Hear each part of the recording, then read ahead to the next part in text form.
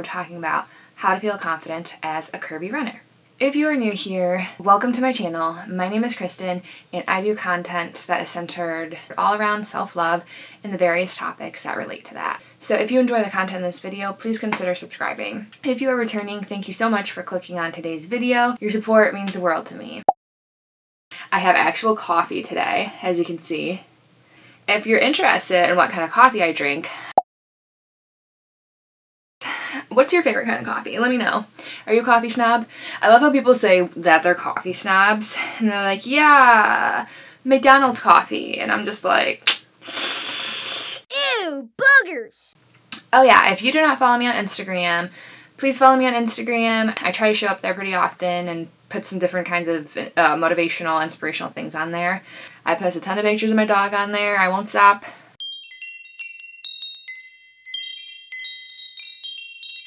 It's important to me to build some credibility, some rapport with my audience. Otherwise, I'm some random person talking on the internet, and why should you listen to some random person talking on the internet? I'm 28 years old. I've been running. I first started running when I was 13 years old. Yeah, about 15 years I've been running. So I started off like walk running with my mom around the neighborhood at the local parks, and then I actually joined the cross country team in high school when I was a junior. I did that for my junior and senior year, and then throughout high school, even before I did cross country, I ran 5Ks and 10Ks, and then I started doing some half marathons when I was, I think, like 15 or 16. Honestly, I don't even remember. I've done a couple of those, and then I've done a couple full marathons. So for the purposes of this video, I'm going to tell you how you can feel confident as a curvy runner. About 170 when I first started.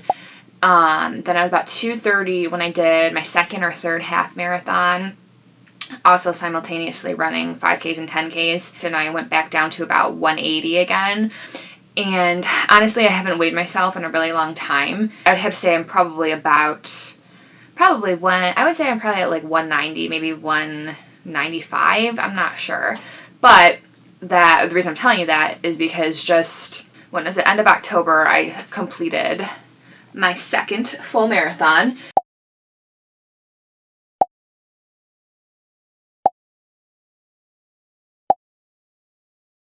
So I have the experience and the knowledge to share with you how you can feel confident as a curvy runner, because I want all of you to feel as confident as I feel running.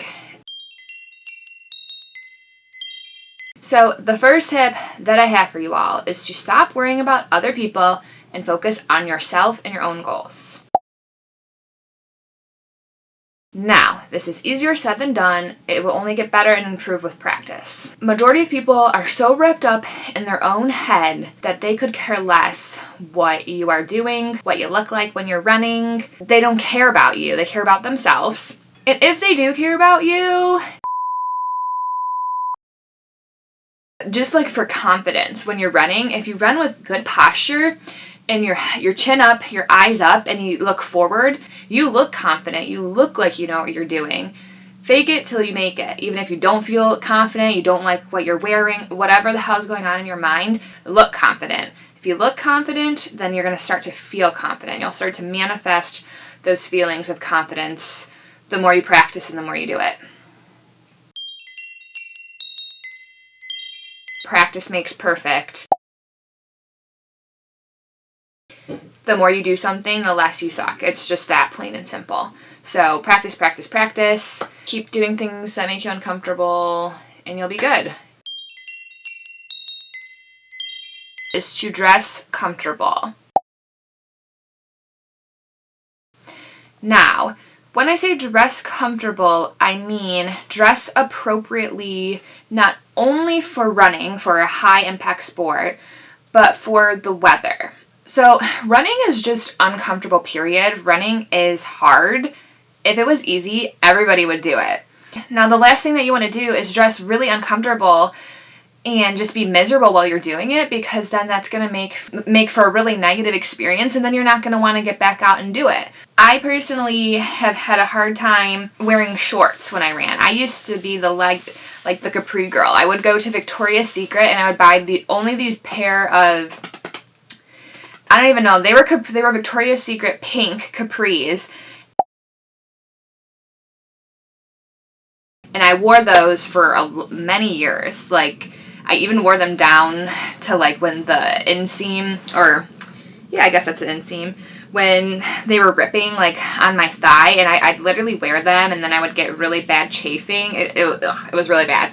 But the reason for me saying this is that I get it. So take it from me, who's been there, you know, buying only a specific pair of leggings, or I used to, like, wrap a sweater around my waist in 90-degree weather because I was self-conscious of the way my butt looked when I was running.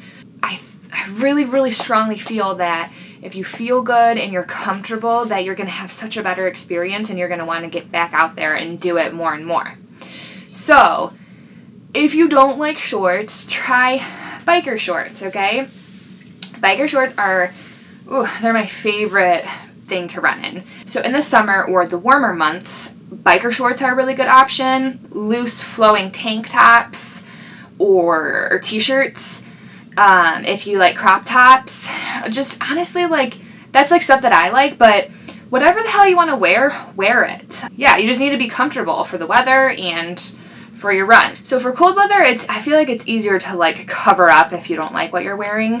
Like, more specifically warm weather, I guess if you're feeling uncomfortable with your outfit, you can maybe start wearing, like, sweatpants and maybe, like, a tighter fitting jogger, and then maybe you can move to leggings, to, like, capris, to biker shorts, you know, same with the top, like a t-shirt or like a looser fitting stuff. As long as it's, like, breathable and you're comfortable and you're not overheating and you're staying safe, then it shouldn't really matter what you wear. So honestly, like, after saying all of that, wear what you are most comfortable in, what you are coolest in the weather, and, you know, same with the winter, whatever makes you most comfortable, and everybody else's opinion.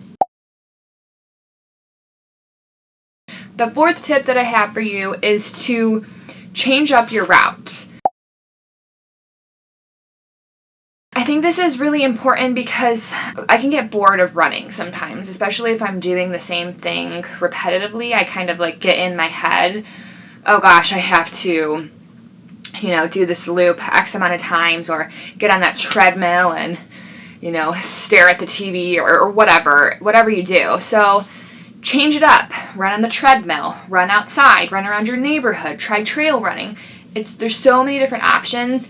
The time of day that you go can be really important as well. I really like running in the morning.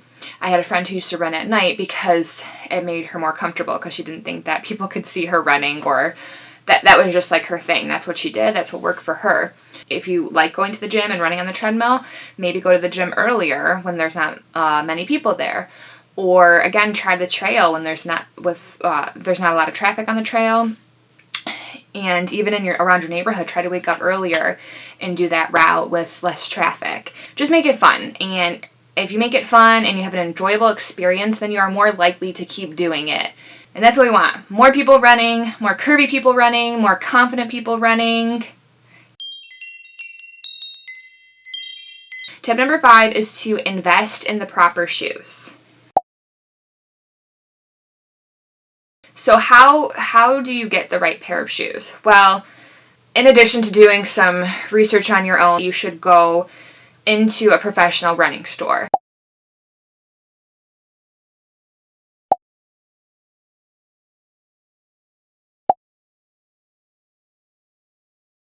That's how I found my pair of running shoes for the past 14 years. I went into a professional running store, and they looked at my foot, they sized my foot, they did a couple different running tests, and I've worn those shoes for the past 14 years.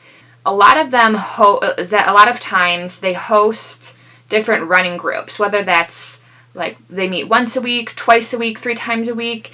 It can be good motivation. It can be a safe way to run with a group of people when it's darker outside. And honestly, just, like, a really good way to make friends with other people who are interested in the same thing that you are.